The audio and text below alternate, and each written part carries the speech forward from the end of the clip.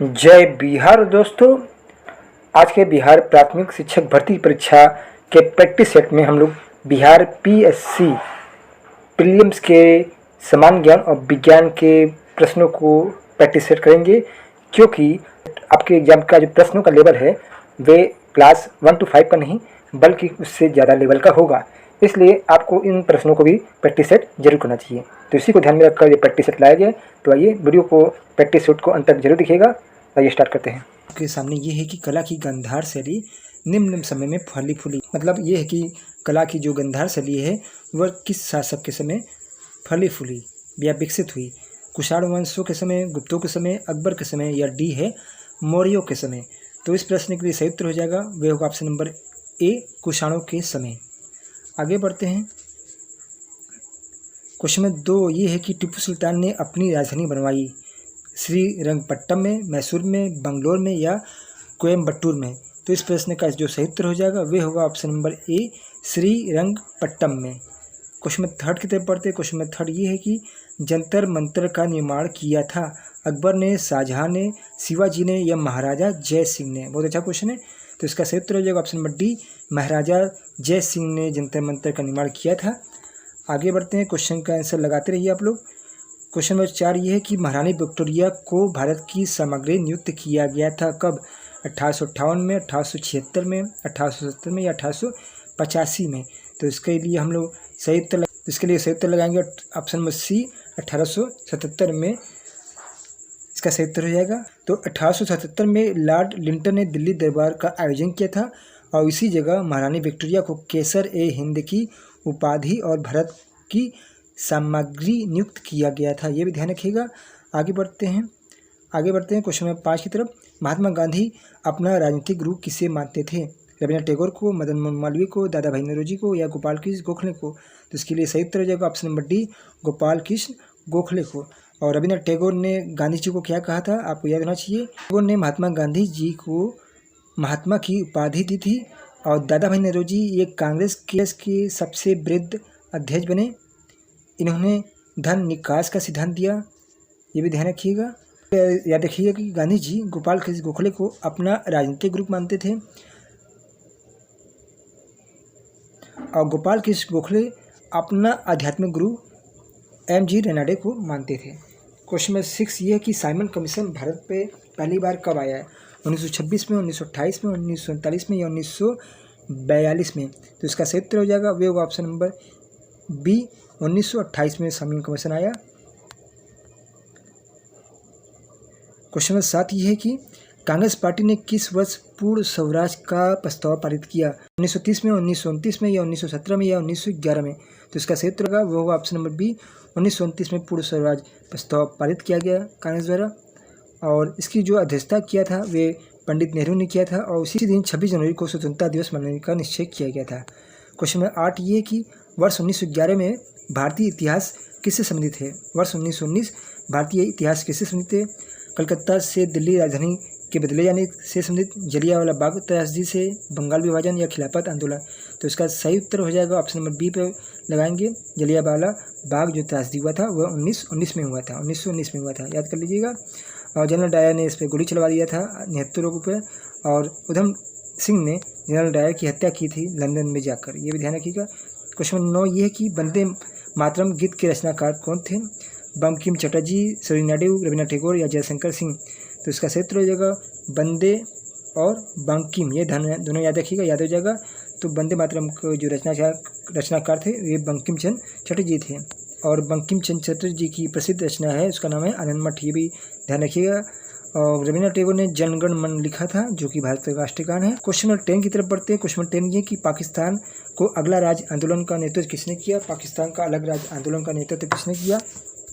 आगा खान ने, नवाब सलीमुल्लाह ने, लियाकत अली खान ने या मोहम्मद अली जिन्ना ने। तो इसके लिए सही उत्तर हो जाएगा option number D, Mohammad Ali Jinnah ने। आगे बढ़ते हैं। क्वेश्चन नंबर 11 ये कि भारतीय राष्ट्रीय कांग्रेस की स्थापना किस वर्ष हुई? 1852 में, 1884 में, 1870 में या 1885 में। तो आपको ध्यान रखना चाहिए कि 1885 में भारतीय राष्ट्रीय कांग्रेस की स्थापना हुई थी और इसकी पहली बैठक जो हुई थी वे मुंबई में हुई थी या बम्बई में हुई थी, ध्यान रखिएगा। दूसरी बैठक कलकत्ता में हुई थी और इसके जो संस्थापक थे A.O. ह्यूम थे, जिनका पूर्ण नाम है एलन ऑक्टेवियन ह्यूम है। और इसकी जो अध्यक्ष थे, पहले अध्यक्ष थे W.C. बनर्जी, जिन्हें उमेश चंद्र बनर्जी भी कहा जाता है। क्वेश्चन 12 ये कि कौन से प्रसिद्ध भारतीय नेता सीमांत गांधी के रूप में जाने गए? खाना अबुल गफर खान, अबुल कलाम आज़ाद, नेताजी सुभाष चंद्र बोस या मोहम्मद अली जिन्ना। तो सीमांत गांधी के रूप में जो जाने गए वे थे खान अब्दुल गफर खान। खान अब्दुल गफर खान ने लाल कुर्ती नामक एक आंदोलन भी चलाया था। ये एक लक्षद्वीप टापू में अवस्थित है, दक्षिण पश्चिम भारत में, दक्षिण भारत में, दक्षिण पूर्वी भारत में या पश्चिम बंगाल के निकट पूर्वी भारत में। तो ये लक्षद्वीप जो है दक्षिण पश्चिम भारत में। कहाँ पे? ये दक्षिण हो गया और ये आपका पश्चिम, तो दक्षिण पश्चिम भारत में ये स्थित है। जबकि बंगाल की खाड़ी में अंडमान निकोबार द्वीप समूह स्थित है।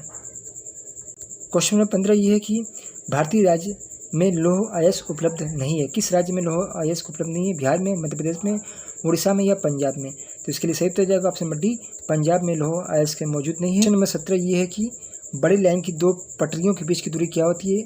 61 metre 2 feet, 51 metre 2 feet, 5 feet या 41 मीटर 2 फीट? तो इसके लिए सही उत्तर हो जाएगा वो option number B, 51 metre 2 feet की दूरी होती है बड़ी लाइन की दो पटरियों के बीच।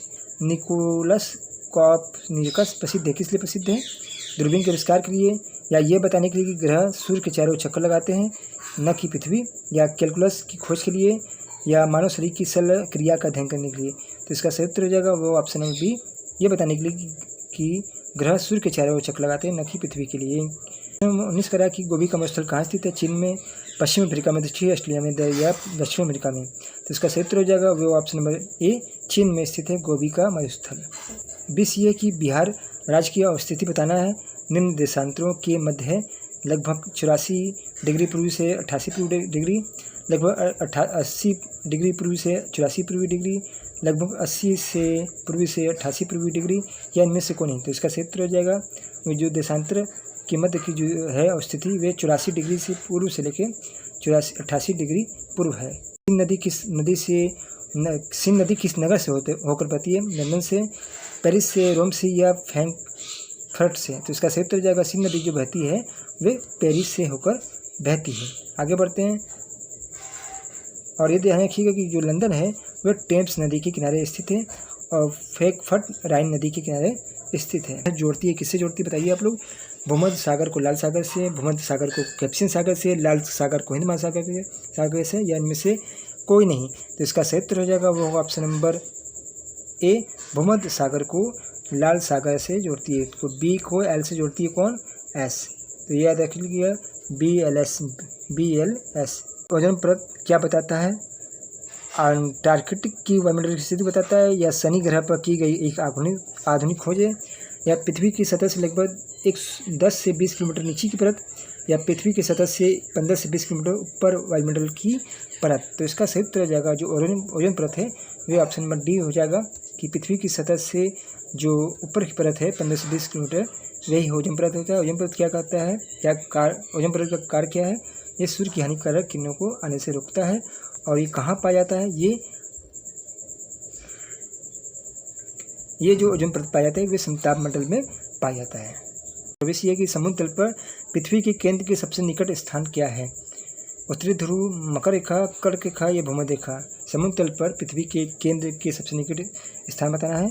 तो इसके लिए सही उत्तर हो जाएगा वे होगा ऑप्शन नंबर ए, उत्तरी ध्रुव है। एस्पेरांटो है, क्या है एस्पेरांटो? लैटिन अमेरिका का सर्वोच्च पर्वत है, स्पेन का बंदरगाह नगर है, या एक खेल का नाम है, या विशेष रूप से कार्य करने के लिए बनाई गई एक कृत्रिम भाषा?